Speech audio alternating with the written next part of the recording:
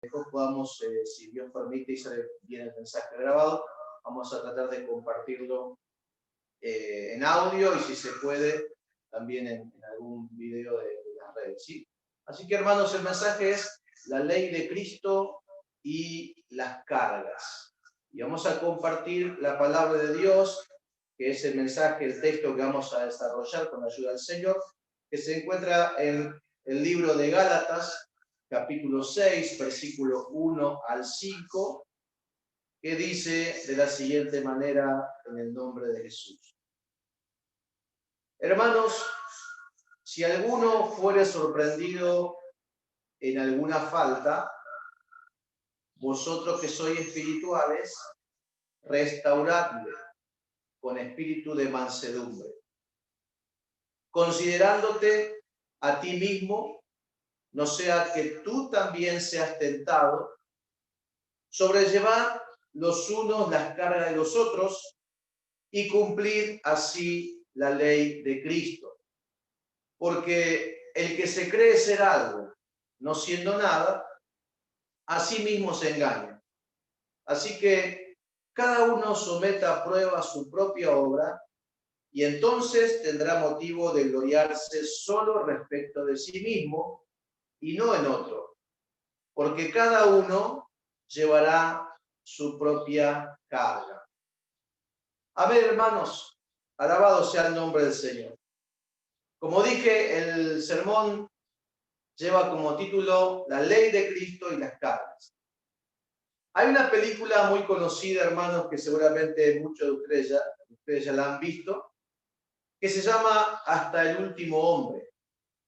Esta película cuenta la historia real de Desmond T. un objetor de conciencia que participó en la sangrienta batalla de Okinawa, negándose a llevar armas. Él no quería utilizar armas de fuego por la fe que él en el Señor él creía. Y lo hermoso de esta historia, hermanos, es que él logró salvar la vida de 75 soldados, por lo que recibió la medalla de honor del Congreso de los Estados Unidos a manos del presidente Harry Truman. Este hombre tenía que llevar su propia carga de poder cumplir con su servicio en el ejército que lo había reclutado. Él quería ser un buen soldado del ejército en el cual él estaba. Pero al menos 75 veces tuvo que soportar el peso de los cuerpos heridos de los soldados que no podían salir del campo de batalla donde se dio esa sangrienta batalla, y ellos no podían andar solos, no podían salir solos del campo de batalla, y él tuvo que cargarlos y soportar el peso de ellos para sacarlos de ese lugar y poder salvarle la vida. Así también, hermanos, nuestro Señor Jesucristo cargó con todo el peso de nuestros pecados que nos condenaban a la perdición. Y nos sacó del mundo el Señor, el mundo donde íbamos a encontrar la muerte segura, y nos sanó y nos restauró con amor para que podamos vivir una vida nueva de bendición. Ahora nosotros también debemos cumplir la ley, es decir, su ley, la ley de Cristo, y seguir su ejemplo. Por eso, hermanos, en este día, en esta tarde, voy a desarrollar el mensaje de hoy, tratando con 4 puntos sobre el mensaje. Punto número 1 es la carga de los creyentes. Número 2, el deber de los creyentes. Número 3, el autoexamen de los creyentes. Y número 4, la ley de Cristo es la ley de los creyentes. Les invito a orar, hermanos, en el nombre de Jesús antes de desarrollar estos puntos, en el nombre de Jesucristo, para que Dios me ayude a mí a explicarlo y también ayude a toda la iglesia a poder comprender y Él nos ilumine para entender el mensaje de la palabra de Dios.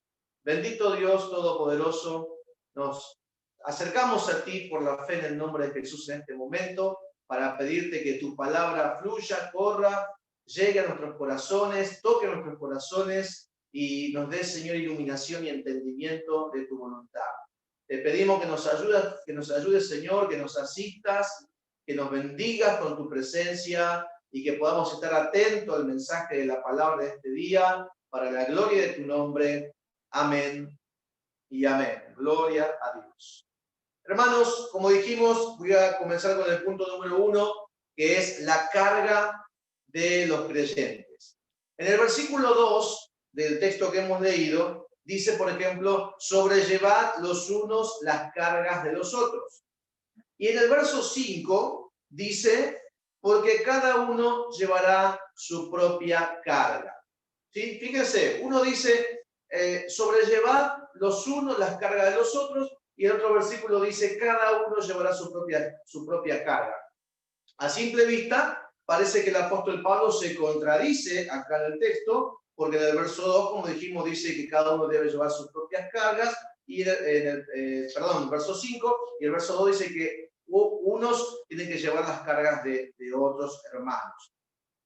Pero en realidad, hermano, no es una contradicción, ¿sí?, de Pablo, sino que él usó esto, en este texto, él usó dos palabras diferentes en el idioma original. Es decir, en el castellano, en el español, nosotros vemos que dice la palabra carga 2 veces, pero en el original las palabras que traducen carga son diferentes. En el versículo 2 leemos sobrellevar las cargas. Y aquí aparece la palabra varos para traducir carga, la palabra griega varos. Y esa palabra significa algo pesado, algo que oprime y que demanda el uso de las energías físicas o espirituales. Es decir, es como cuando alguien tiene que llevar una mochila muy pesada. ¿Y qué hace? Hace falta el esfuerzo físico para llevar esa mochila. A veces la carga es espiritual y a veces la carga es pesada y el esfuerzo es espiritual, psíquico, es el esfuerzo del alma, ¿sí? Entonces ahí habla de algo pesado. En este contexto, carga hace referencia a la consecuencia del pecado, ¿sí? Cuando una persona comete pecado, lo que en realidad sucede es que lo que está haciendo es ponerse a una carga sobre sí mismo, ¿sí? Cuando una persona comete pecado, ¿sí?, lo que hace eso, se pone una carga extra. Es decir, cuando alguien va a caminar muy lejos, lo que uno menos espera es llevar carga, ¿sí? Porque la carga le va a estorbar, la carga lo va a cansar, la carga le va a impedir llegar quizá al lugar lejano que tiene que ir. Así que cuando alguien comete pecado, ese pecado se transforma en una carga para la persona, es una carga pesada extra sobre sí mismo y hace que no le permita o se le sea muy difícil continuar hacia la meta de la salvación.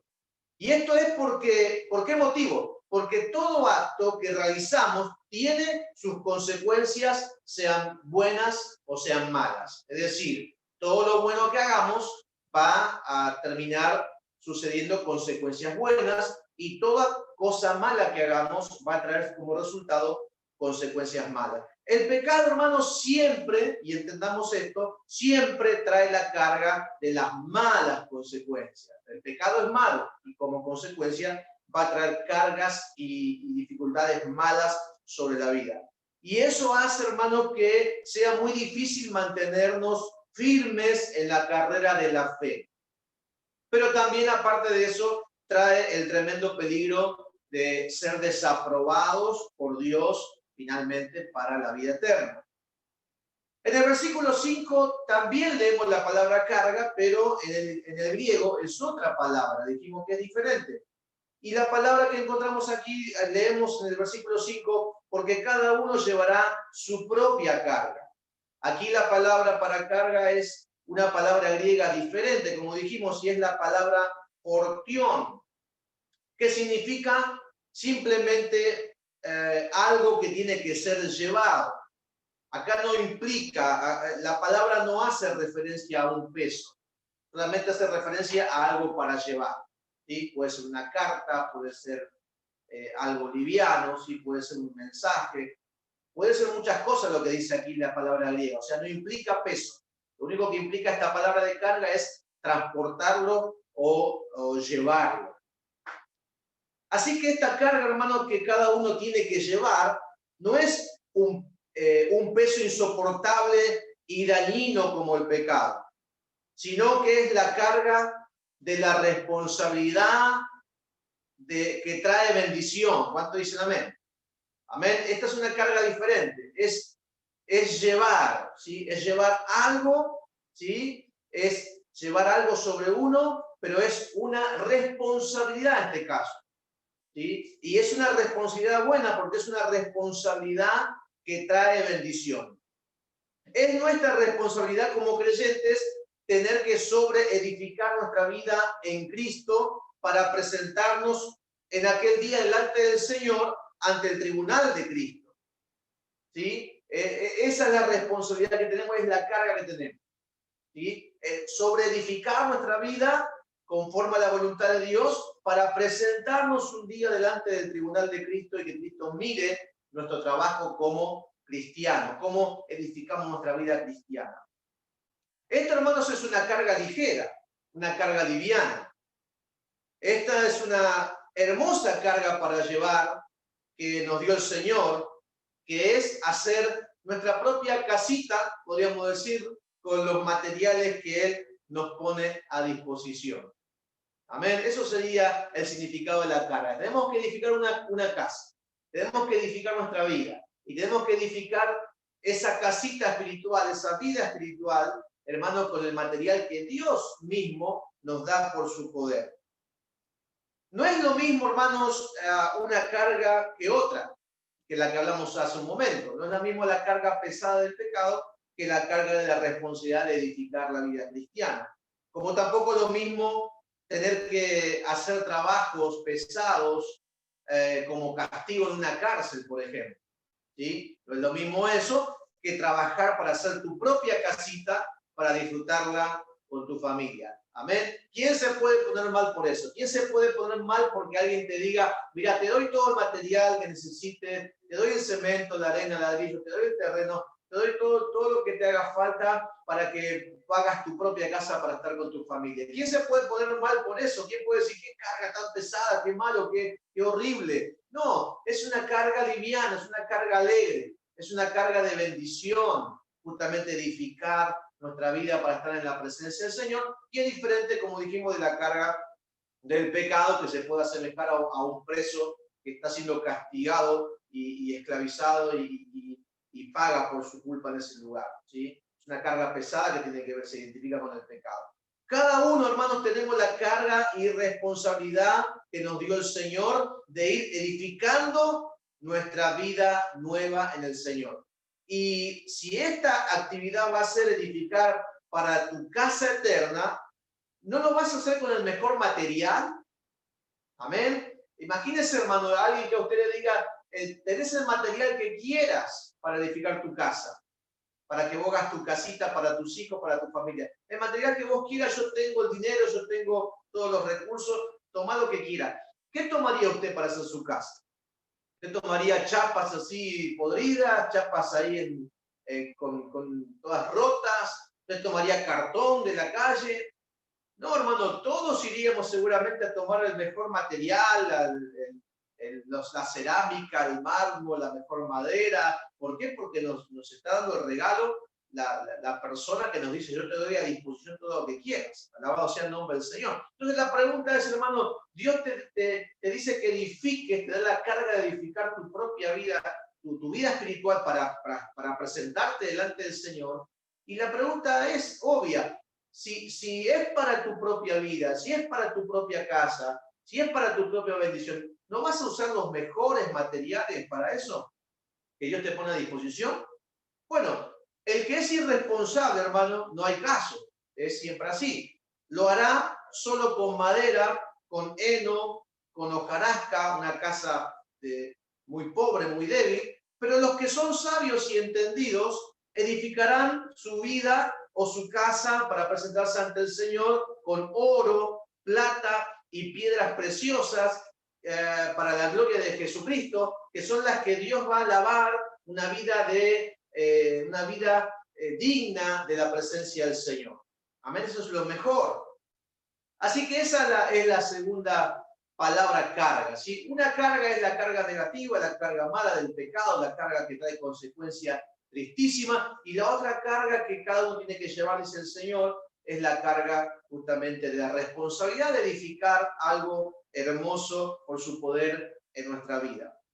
Punto número 2. El deber de los creyentes. El deber de los creyentes.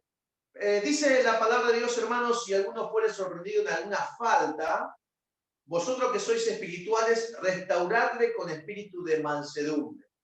Aquí la frase, hermanos, sorprendido en alguna falta, no significa un hermano, que un hermano descubrió a otro hermano cometiendo pecado, sino más bien la idea es que el pecado toma ventaja sobre ese creyente, lo sorprende y lo atrapa por no estar vigilante o velando. La Biblia, la moderna versión griega, dice, por ejemplo, incluso si un hombre, debido a falta de vigilancia, cayera en algún pecado. Es como si un soldado, hermanos, distraído, es herido por no cubrirse bien en la batalla. Un soldado que se distrae en la batalla no se acuerda de cubrirse bien y es herido. Si no se cubrió ese soldado porque estaba distraído, ¿qué se hace con él?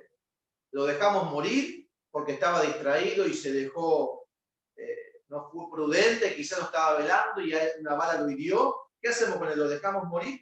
Claro que no. Sino que la Biblia dice, en el texto que estamos leyendo, dice, vosotros que sois espirituales, restauradle. Esto quiere decir, ustedes que son guiados a vivir en santidad por el Espíritu Santo, ustedes que son maduros en su conducta y que están en comunión con el Señor, ustedes que tienen el fruto del Espíritu Santo y lo demuestran con humildad, ustedes restauren al soldado que cayó en el pecado y que el peso de las consecuencias no le permite ahora pararse y continuar. Ustedes que son espirituales, restauren. Restaurarle, dice aquí la palabra que hemos comentado, que hemos leído. Para la palabra restaurarle, Pablo usa la palabra griega katartisein. Y esa palabra significa ajustar, poner en orden, restaurar. Amén, son las definiciones que da esta palabra. Ajustar, poner en orden, restaurar.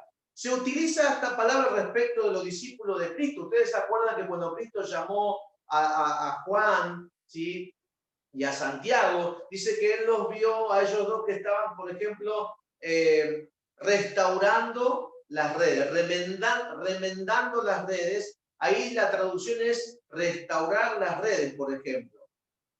Pero también es posible que la traducción sea plegar las redes, como doblarlas. Amén. ¿Qué significa esto? Usted cuando lava la ropa y usted comienza a plegarla, a doblarla, ¿por qué? Porque usted lo guarda, ¿por qué? Porque lo va a usar después y lo tiene ahí ordenado.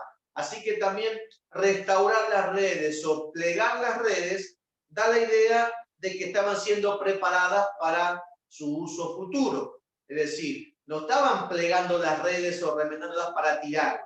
La estaban haciendo en todo caso porque después había que volver a usarlas. Restaurar, hermanos, es disciplinar, también podríamos decir. Disciplinar no es castigar con enojo, como algunos piensan. Algunos piensan muchas veces, bueno, lo puso en disciplina o lo disciplinó. Como que es un acto, ese disciplina, como que es un acto de castigo, un acto de enojo que lleva al castigo. No es eso disciplinar ni restaurar, sino que es acomodar. Amén. Y esta idea de acomodar en el griego da la idea, se usa de cuando, por ejemplo, hay un miembro dislocado, un hombro dislocado, un brazo dislocado, el médico lo que hacía era restaurarlo en su lugar, lo acomodaba al hueso para que pueda estar otra vez normal y sano. De ahí viene la palabra restaurar, que significa acomodar. Es poner en orden, como ya dijimos. Disciplinar o restaurar a un creyente, en otras palabras, es equiparlo mejor para hacer frente a las tentaciones y exigencias de la vida. Amén. porque obviamente no debemos pecar, porque el pecado nos trae problemas, nos trae cargas, nos hace muy pesada la vida para seguir avanzando en la fe, nos trae el peligro de ser reprobados por el Señor. No debemos hacerlo. Pero también para eso hace falta estar equipados. Ahora nos estamos equipando, ¿sí? Ahora estamos predicando la palabra para que nos equipemos con la palabra de Dios y con el poder del Espíritu Santo. Pero el tema es, hermano, cuando alguien cae con esa carga de pecado, hay que restaurarlo, hay que disciplinarlo, hay que equiparlo, como dijimos, para que pueda resistir las tentaciones en la vida. La disciplina o restauración considera al que pecó no como un enemigo, sino que lo considera como alguien que está enfermo o alguien no sano, no dotado como corresponde. La palabra restauración reconoce entonces que la comunidad cristiana, el resto de los hermanos, tiene el deber de capacitarlo al que cometió pecado, o al nuevo, si no cometió pecado, o al que haya caído en pecado, tiene el deber de restaurarlo, tiene el deber de capacitarlo para que la próxima vez que salga a la vida, que salga a la batalla diaria, salga victorioso sobre el pecado que lo derrotó antes. ¿Sí? ¿Alguien cayó en un pecado? Bueno, ¿qué pecado podemos nombrar? Bueno, usted lea Gálatas, el capítulo 5, versículo 20 en adelante. Ahí, por ejemplo, Pablo dice lo que puede producir el pecado y lo que es el pecado y las cargas que puede venir por ese pecado. Ahí Pablo habla sobre la carne, ¿sí? Rencores, bueno, contiendas, divisiones y muchas cosas más que Pablo pone ahí que son pecados. Y eso, hay hermanos que quizás han caído, han sido derrotados porque, como dijimos al principio, no estuvo vigilante, no estuvo atento, el pecado se adelantó, el pecado lo atrapó, alabado sea el nombre de Jesucristo, pero ahora es deber de la iglesia de equipar al hermano para que el hermano o la hermana, cuando vuelva a suceder, vuelva el pecado a intentar sobrepasarlo o atraparlo, ya lo pueda resistir y tener victoria sobre ese pecado. Alabado sea el nombre del Señor. Así que, hermanos, la palabra restaurarle, otra cosa que quiero comentarles, la palabra restaurarle está escrita en presente continuo. Y ese presente continuo da la idea de un trabajo en proceso que lleva un tiempo. Es decir, el hermano que cayó en pecado, el hermano que pecó, no es que inmediatamente ya está otra vez 10 puntos en la vida espiritual o demás, sino que lleva un trabajo, hay un proceso y un tiempo que ese hermano necesita un trabajo para que se pueda acomodar ¿a qué? A que se pueda acomodar a la vida cristiana, que se pueda acomodar a la palabra de Dios, que vuelva a tener comunión con las cosas de Dios. Así que lleva un trabajo, lleva un tiempo. Por eso dice restaurarle, ¿sí? ¿Cómo? Con espíritu de mansedumbre, considerándote a ti mismo, no sea que tú también seas tentado.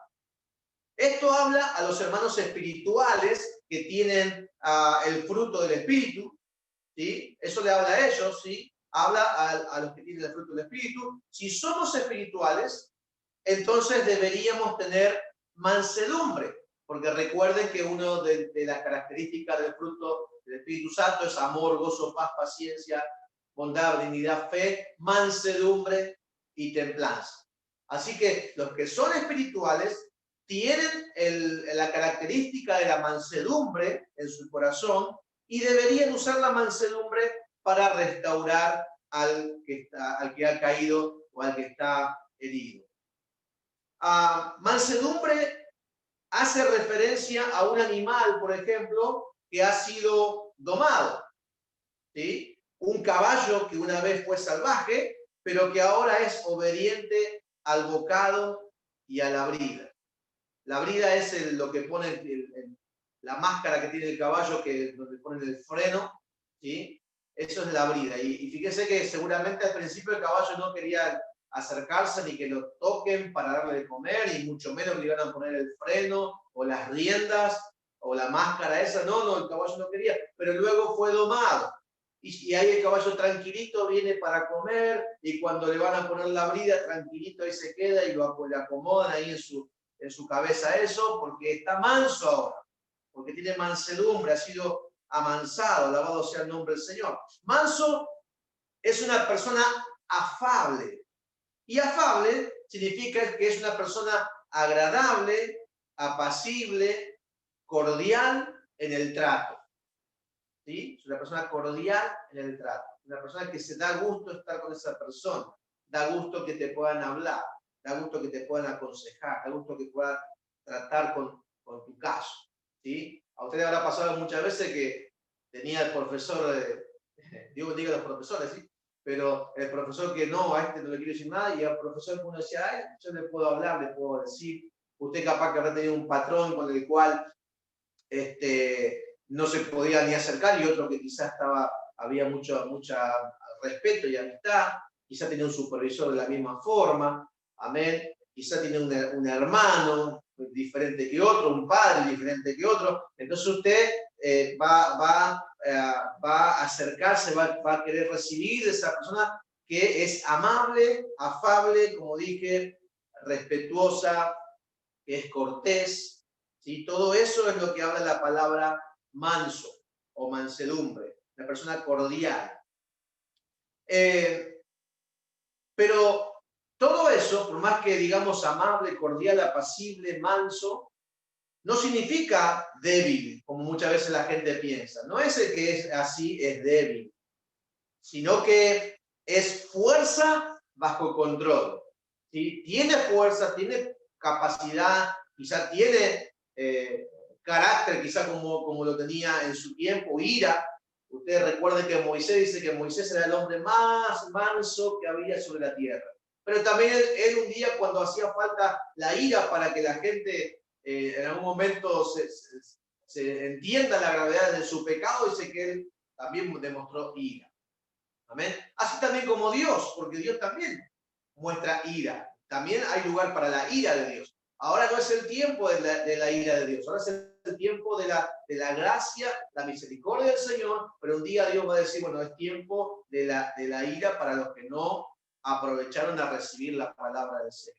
Así que, hermanos, Dios no es débil porque Él sea amoroso, afable, bueno, misericordioso. Amén. Dios no es débil, es poderoso, pero también la ira de Dios se va a manifestar. Así que, hermanos, no confundamos al amable, al manso, amén, con alguien débil, sino que es alguien que tiene controlado su carácter.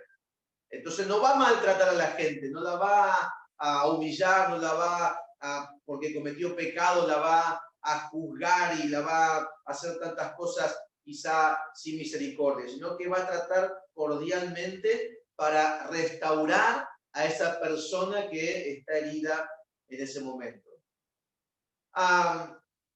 Así que no es debilidad, ¿sí? No es debilidad esa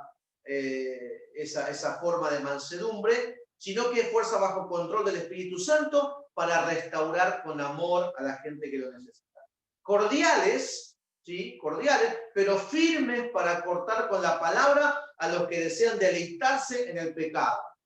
Amén. Es decir, ¿qué significa esto? Significa, hermano, que los que quieren avanzar, los que quieren mejorar, los que quieren servir a Cristo y puedan caer por alguna debilidad, se les ayuda con cordialidad, con mansedumbre, con amor. Pero a los que quieren vivir en el pecado porque no respetan la palabra de Dios, ni a Dios, ni nada que tenga que ver con la santidad, con la fe del Señor, y quieren burlarse de Dios, y quieren burlarse de las cosas de Dios, bueno, ahí firmeza. Ahí la palabra tiene que cortar y hacer separación, los que solamente buscan lo mundano, el mundo, el pecado, y los que realmente intentan cada día buscar al Señor y a veces quizá reciben una herida en el camino. Y eso, hermanos, por eso necesitamos ser mansos en el trato del que está herido. Porque, ¿saben qué? La vida suele dar muchas vueltas. La vida suele dar muchas vueltas. Porque el hecho de estar hoy espirituales, a los que están espirituales, y eso está muy bien, muy bueno, no es un estado al que se llega y es imposible bajar o caer. Por eso Pablo en otra carta dijo, el que piensa estar firme, mire que no caiga, porque el espiritual no es que llega a un piso y de ahí no puede bajar más. Es imposible porque ya no hay manera de que baje o que caiga. No, la espiritualidad es un acto, digamos, de ayuda espiritual del Señor, pero que hay que estar haciendo equilibrio. Hay que estar ahí subiendo con cuidado y hay que estar mirando. No se puede uno decir, ya llegué, no voy a caer. Por eso Pablo dice que piensa estar firme, el que es espiritual, mire, esté atento, no caiga. Y la pregunta es, justamente, ¿por qué hay que ser manso con la gente que falló? ¿Por qué hay que ser manso con el herido? Porque si tú fueras el que se distrajo, por ejemplo, si tú fueras el atrapado por el pecado, si tú fueras el herido, por ejemplo, ¿cómo te gustaría que te traten? Seguro que con espíritu de mansedumbre, ¿verdad? Punto número 3, el autoexamen de los creyentes. Dice, porque el que se cree ser algo, no siendo nada, a sí mismo se engaña. Así que cada uno someta a prueba su propia obra y entonces tendrá motivo de gloriarse solo respecto de sí mismo y no de otro. Hermanos, el único juicio que Dios permite hacer o que Dios nos permite hacer es el juicio de nosotros mismos. Es decir, que juzguemos cómo está edificada nuestra nueva vida en Cristo. Esto no significa que nadie puede juzgar a nadie. Hay gente a quien Dios le dio autoridad para juzgar en la iglesia, como lo son el pastor y ancianos de la congregación. Amén. Es decir, no pensemos porque a veces es como que se malinterpreta la palabra de Dios. A veces hay gente que dice, no me juzgue, nadie me puede juzgar, solo Dios. Pero ¿saben qué, hermanos? Dios es el que hace el juicio final. Pero mientras tanto, sí hay gente que Dios puso para juzgar en la iglesia. La iglesia no podemos juzgar a la gente no creyente. En la iglesia no podemos juzgar a la gente que no es cristiana. No, a eso las va a juzgar Dios en el día final. Pero Dios sí permite el juicio, pero a la gente que Dios, a las personas que Dios le dio autoridad para juzgar en la iglesia. Por ejemplo, como dije el pastor, repito, porque quizás no se escuchó porque había alguna interferencia recién. Por ejemplo, Dios le dio esa autoridad al pastor y a los ancianos. Los ancianos son los que gobiernan o dirigen la congregación junto con el pastor, o son los ayudantes del pastor. Entonces ahí ellos pueden juzgar porque Dios le dio esa autoridad. Pero los demás no están para juzgar, como dice la palabra de Dios. No están para criticar, no están para murmurar de los demás. Están para amar y ayudar al que necesita ayuda para sanarse y seguir avanzando. Amén. Vamos a ver ahí un poquito, que hay un poquito de interferencia. Vamos a pedir a la hermana que busque ahí quién está con el micrófono activado. No queremos que se haya interferencia en el mensaje, ¿sí? Como dijimos, están para amar, el resto de los hermanos están para amar y ayudar al que necesita ayuda, para sanarse y seguir avanzando. Y nunca, hermanos, debemos compararnos con otros hermanos y ponernos orgullosos porque nos parece que somos mejores cristianos que ellos. Dios no nos llamó que nos comparemos un hermano contra otro. No nos llamó para que miremos al otro que está, que pensamos que está peor y nosotros mejor y ponernos orgullosos por eso. Amén. No nos llamó para eso. Nunca debemos compararnos con ellos, ¿sí? Porque si perdemos nuestro tiempo juzgando la vida de los demás, vamos a descuidar nuestra propia obra. Y nos ponemos a mirar al otro hermano, nos ponemos a criticar, a mirar, a pensar que yo estoy mejor que aquel, y presto atención a su vida y estoy sacando radiografía de la persona de una forma indebida, entonces no voy a estar preocupado por mi vida espiritual. Amén. Alabado sea el nombre del Señor. Gloria a Dios. Hermano, vaya mirando su teléfono por las dudas que no está activado su micrófono porque escucho algunas interferencias, así que ayúdenos para que no haya interferencia. Así que, hermanos, en el nombre de Jesucristo, amén, no miremos a los demás para pensar que somos mejores que ellos, ni para ponernos orgullosos porque pensemos que somos mejores que alguien en alguna forma. Para eso no nos llamó el Señor a ningún tipo de juicio a hacer, porque vamos a perder el tiempo, como decía recién. El autoexamen es para ver si subí o bajé o estoy igual. Es para ver qué tan responsable fui yo en mi propia edificación. No para ver si el hermano fue irresponsable, para ver si la hermana no hizo esto, no hizo lo otro. No me llamó a mí para ser juez de la edificación de otro. Me llamó para que yo vea cómo va mi casa. Hermano, cuando usted está ocupado, usted compra material y usted es bendecido con eso y se pone a trabajar en su casa, me parece que uno está tan contento y tan bendecido edificando su casa que no está mirando la casa de enfrente del otro que le falta esto, le falta lo otro, está fea esa casa. Uno está contento trabajando, edificando su propia casa, está feliz de hacerlo y tiene mucha ocupación en hacerlo. Y uno mira su casa y dice, acá tengo goteras, acá falta, el piso está desnivelado, acá entra humedad, acá podría ir otro color más lindo. Bueno, uno se ocupa de esas cosas y eso, hermano, es lo que Dios nos está llamando a autoexaminarnos y mirarnos a nosotros mismos y no mirar la edificación del otro. Amén. Pero sí tenemos que ser responsables con nuestra propia edificación, porque esa es mi única carga y es tu única carga, hermano.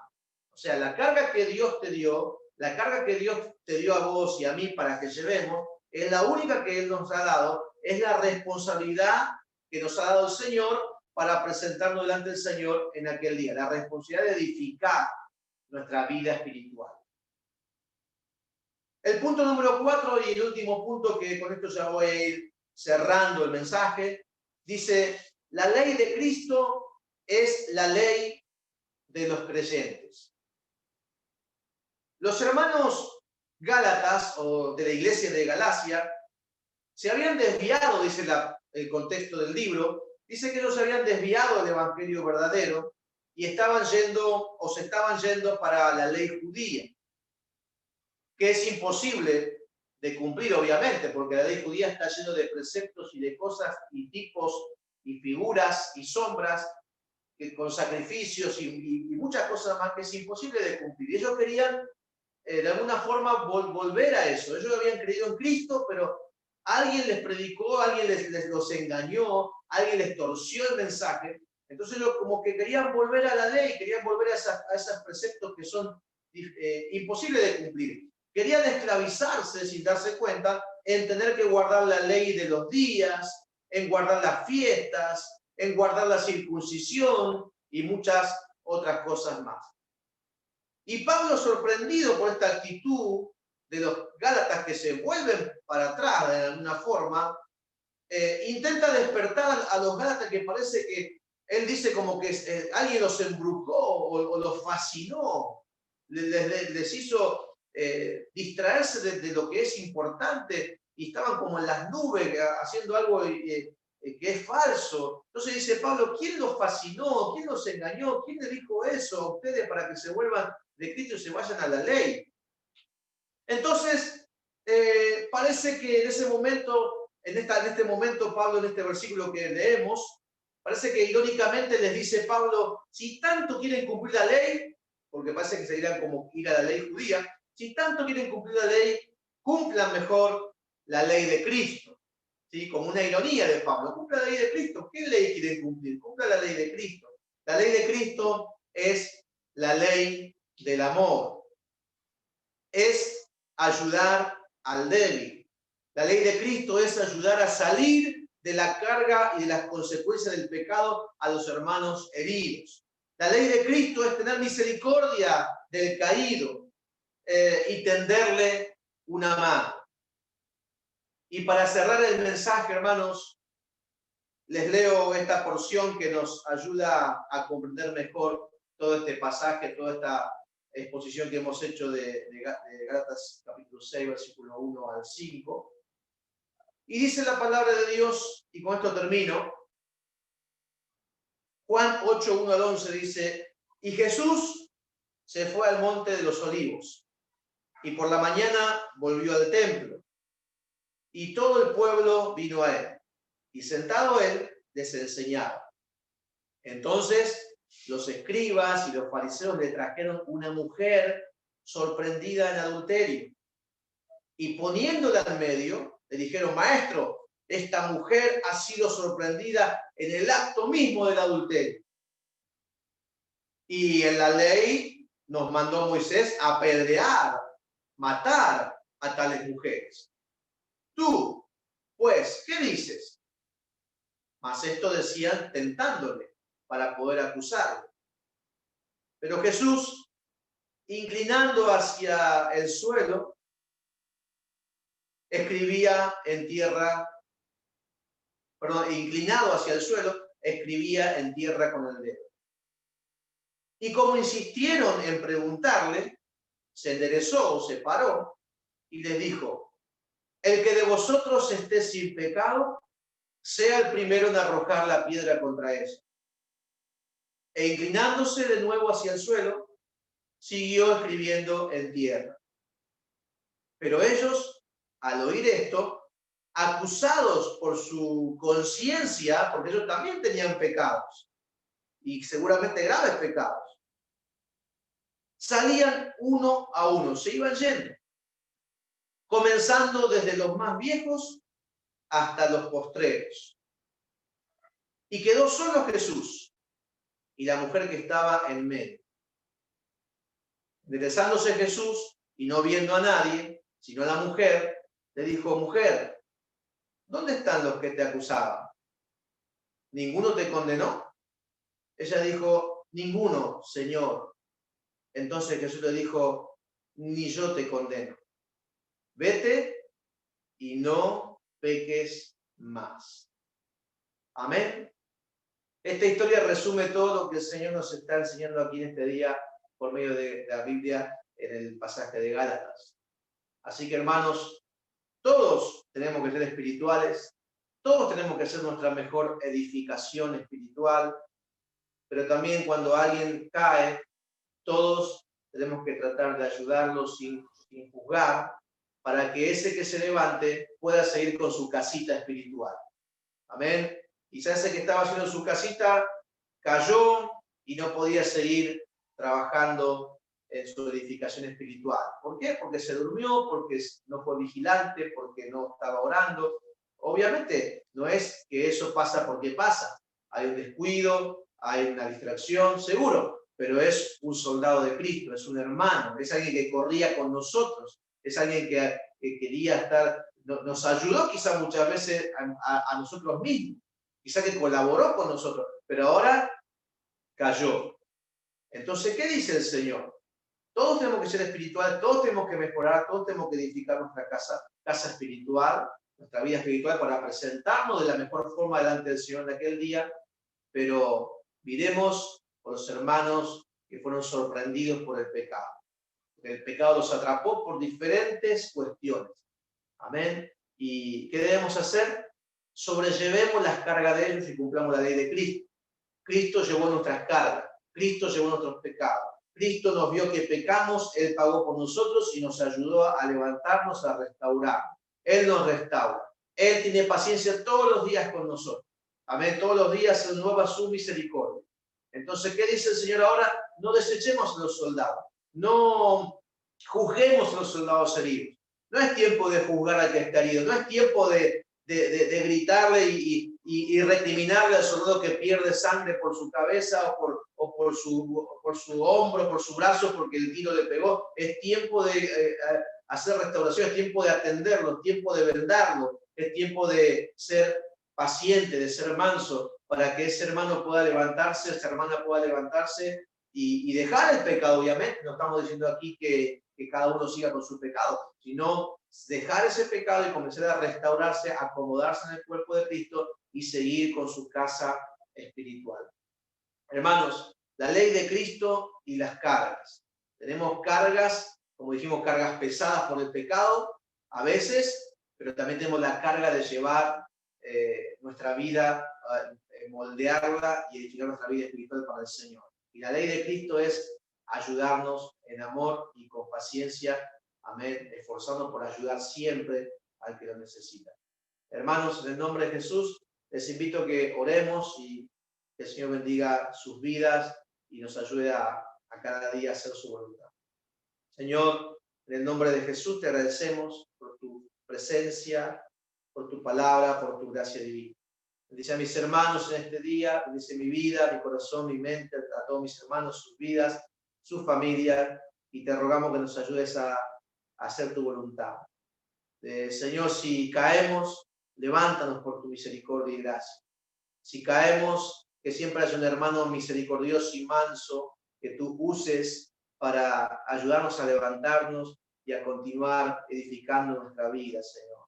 Ayúdanos, Señor, que no seamos jueces, sino que seamos hermanos, soldados y compañeros, que nos ayudemos unos a los otros.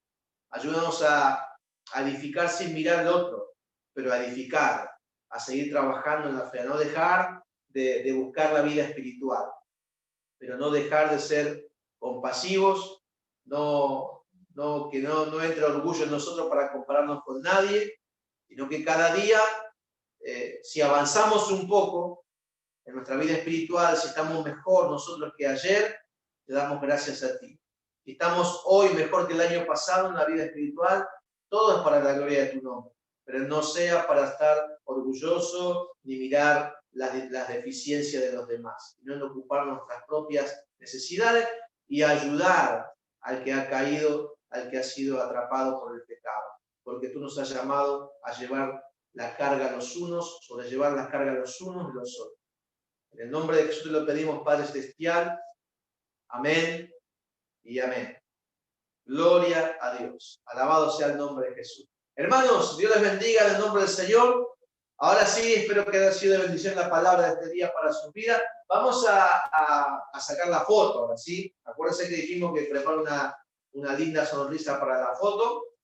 Y acá la hermana Milagro me va a estar ayudando a sacar la foto ahí en la computadora. Así que vaya abriendo su cámara y vaya ahí acomodándose para ir sacando la fotografía.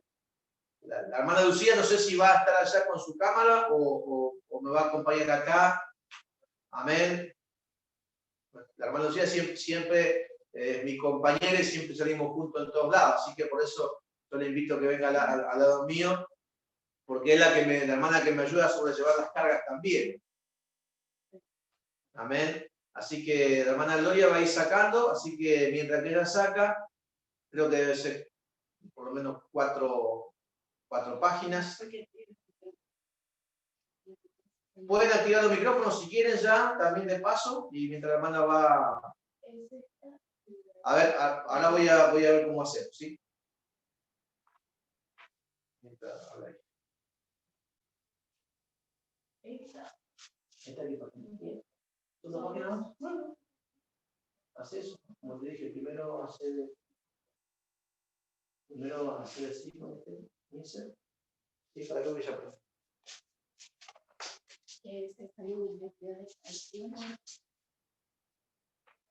Gloria a Dios. Bueno, ahí está por sacar la primera foto.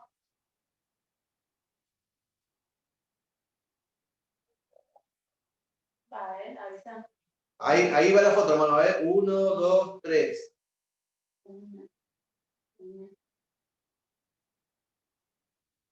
Bueno, ahora vamos a pegarla. Ustedes no saben en qué página están, así que ustedes sigan ahí sonriendo, porque quizás están en la siguiente página.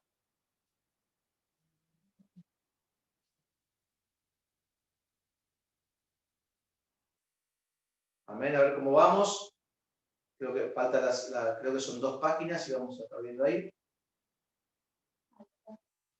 Bueno, ahora vamos a ver la segunda página. Así que, hermanos, sonríe que Jesús te ama.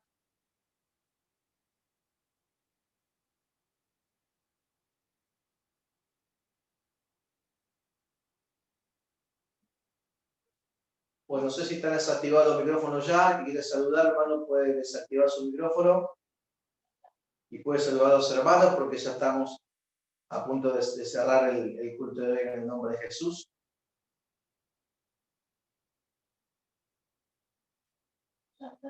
Bueno, ya están las dos fotos, ¿sí? Así que hay que desactivar los micrófonos, Gloria. Si alguno quiere saludar, aproveche ahora, hermano, porque después tenemos varios días hasta el miércoles para por otra vez. Ay, les bendiga. Hola, Dios hermano. Dios lo bendiga. Dios bendiga. Padre Cristo, hermanos, Dios lo bendiga. Amén. Gloria a Dios. Dios les bendiga. Gloria a Dios. Bendiga a todos. Dios la bendiga, hermana Elvira. Amén. Dios le bendiga, hermanas. Dios le bendiga, pastor. Amén, hermana Elvira, Dios le bendiga. Extrañamos en algunos cultos. Amén. Dios les bendiga a todos. Que Dios los bendiga. Amén, amén, amén. Gloria a Dios. Aleluya. Muy hermosa la palabra. Muy lindo el mensaje. Gloria a Dios, hermana. Después vamos a... Gracias a Dios por la palabra que nos ha dado. Vamos a compartir el grupo después cuando lo podamos editar. Así que Dios le bendiga grandemente a cada uno de ustedes. Bien, hermanos, que Dios les bendiga mucho. Un abrazo grande, un saludo, una Amén, Dios la bendición. bendiga. Oremos unos por los otros. Dios la bendiga a todos, hermanos. Hermana Dios la Elvira. bendiga. Amén. Gracias. ¿Cuándo le vemos la foto? Hermoso. Ahí la subimos la foto después cuando la editemos al grupo. Amén. Bueno, Bueno. cortamos entonces con la transmisión. Bueno, Dios les bendiga mucho. Sigan